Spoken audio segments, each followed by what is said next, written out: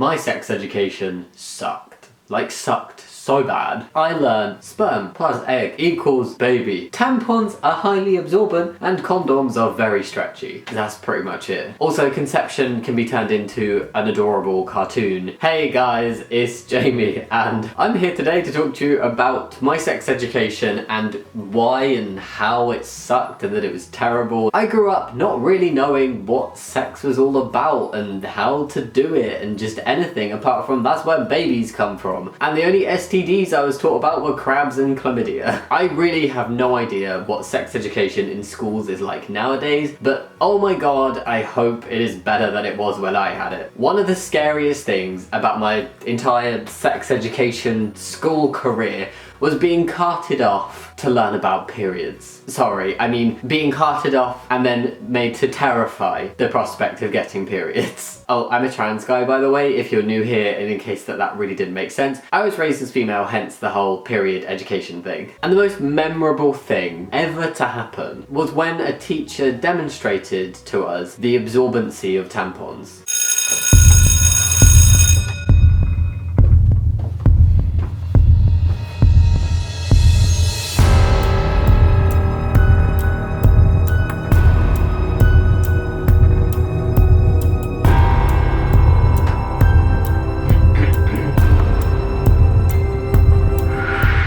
Welcome, ladies, to your sex education. Today, we're going to be learning about periods. So, who's first? This is a tampon. Observe. This will be inside of you. Naturally, everybody in the room decided there and then they were never going to use tampons because that was terrifying. And I do not remember being taught about pads, and we definitely were not taught about any other form of hygiene such as like the cups. The menstrual cups, that's it. Anyway, period chat was basically, it happens once a month. It's the lining shedding. It's gonna hurt. Use a tampon. Enjoy. Then when the two groups were put together, each side looking as disturbed by what they had just been taught as the other, we learned general kind of like sex safety. There is the pill and condoms if you don't want to get pregnant. We were shown a condom in a packet, like they held it up and they were like, this is a condom. I think everyone was just like, okay, kind of looks like a sweet, but alright. And you could sense the reluctancy when somebody asked to actually see the condom.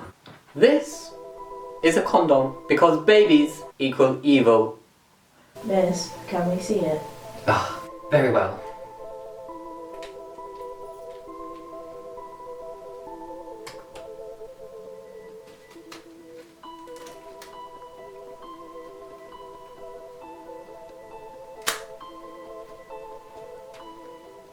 There was also no banana. I didn't get to practice putting a condom over a banana. I'm sad. I feel like I missed out in life. That's something I've heard people talking about a lot, that they practice putting condoms on bananas and stuff, but I never had that. And here is an example of what we got taught about the LGBT community.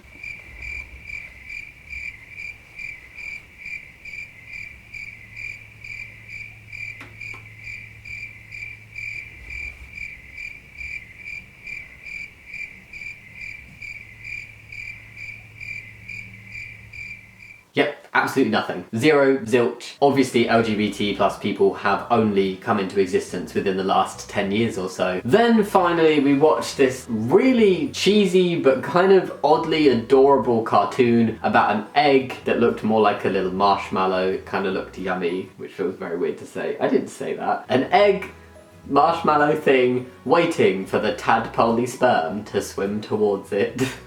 The cartoon egg was then delighted when the first sperm made it, and so was the sperm. They had faces and eyes and smiles and everything, and they then floated off conjoined into the magical vaginal sunset.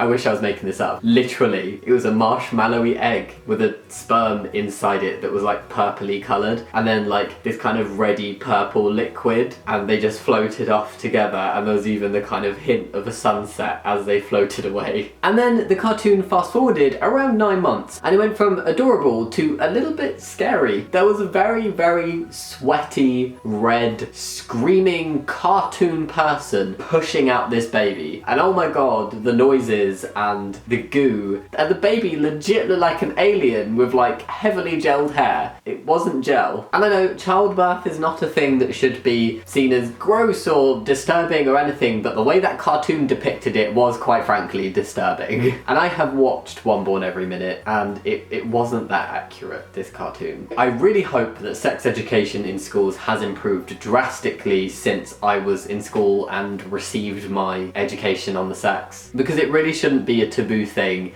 that sex isn't just for procreation and it isn't just between cisgender heterosexual people, and also that it's okay to not want to have sex. There should just be a very, very large variety of sex education included nowadays. I think everything I was taught was like relevant, but just lacking so much. Like it was like not even scratching the surface on sex education. It was all a little bit weird and a little bit scary, and it was more like off-putting about sex and also like growing up and puberty and the way your body was going to change. It was all just very confusing. But yeah, anyway, that was my experience. What was yours? Leave a comment below and let me know what it's like. If you are younger than me, has it improved? If you're the same age as me, did you get better sex education? Was I just unlucky with the schools I went to? Because these things were like spread across 2 different schools and both of them were awful, and I swear the teachers were more embarrassed than the kids. But yeah, let me know what yours was like. I hope it was better. Like, sex education is such a vitally important thing in society, about like how bodies are going to change,